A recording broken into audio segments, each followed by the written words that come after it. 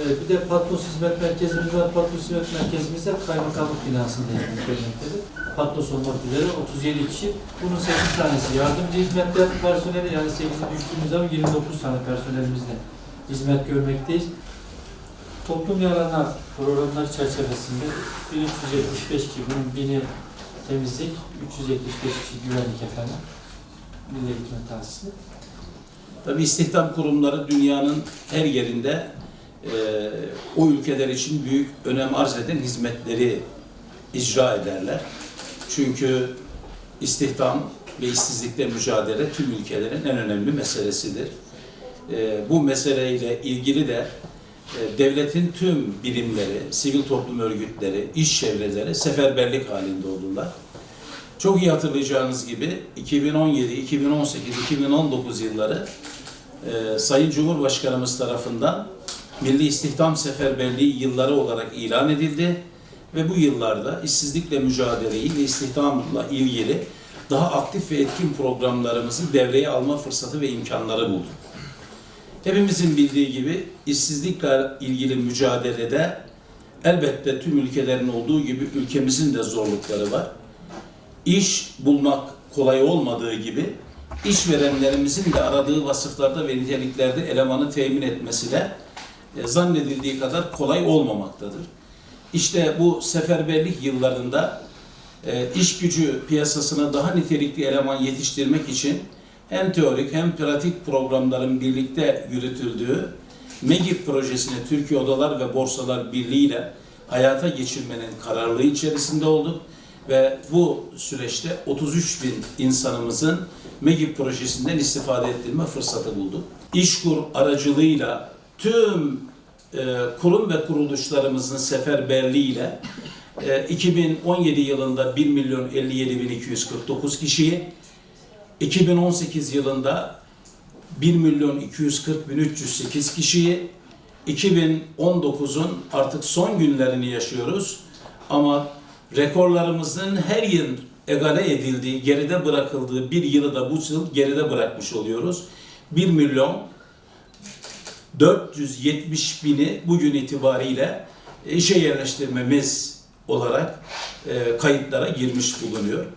Yıllar itibariyle değerlendirdiğinizde son 10 yıllık periyotta Avrupa Birliği 28 ülkede iş gücü piyasasına giren İnsan gücü kadar Türkiye'de iş gücü piyasasına insan girmiştir. Bunun anlamı şudur: Türkiye tüm Avrupa kadar 28 ülke kadar yeni iş gücüne katılmış olan insanına istihdam fırsatları ve iş fırsatları sunmak durumundadır. İşte bu yönüyle baktığımız zaman son süreçte, yani son 12 yılda 8,5 milyona varan bir istihdamı gerçekleştiren Türkiye'den bahsediyoruz. Ağrı'da özel sektörde yalnızca bir kişiyi işe yerleştiren bir iş kolu var. Yani bir kişi bugün itibariyle 2019 yılında zorluklarımıza rağmen biz 2300 kişinin işe yerleştirmesini gerçekleştiren bir kurumdan bahsediyoruz.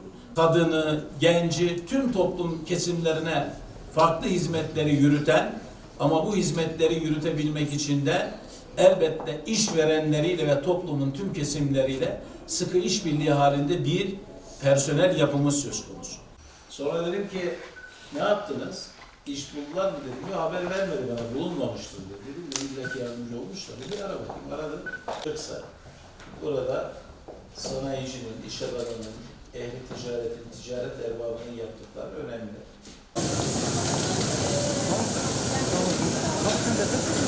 Bütün firmalarda çalıştıkları zaman bu sefer verim noktasında çok verimli olamayabilirler.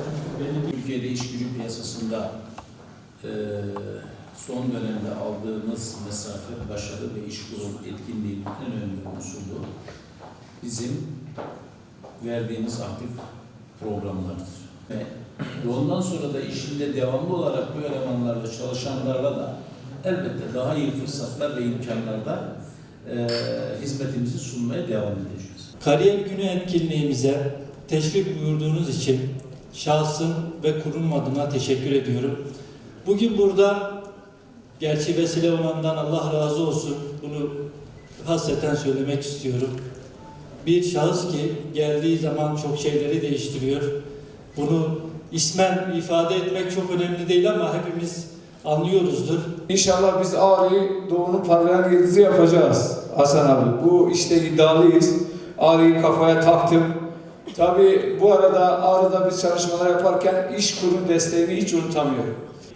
İşsizlikle mücadelede, istihdam politikalarında geldiğimiz noktayı görmemezlikten gelirse gelsinler, rakamlar hem de OECD'nin rakamları, Eurostat'ın rakamları, dolayısıyla dünya gerçekleri bu hakikatlerin üzerini örtmeye yetmez. Türkiye iş gücü piyasasında üniversite mezunlarına da, gençlere de, kadınlara da, çalışmak isteyenlere de sonuna kadar iş imkanları ve fırsatları var. Bunu açıkça söylüyorum. Diğer arkadaşlara vereceğim. O da şu. Kafanızı yormayın. Yakın gelecekte ben hariç hepinizin işini robotlar üstlenecek.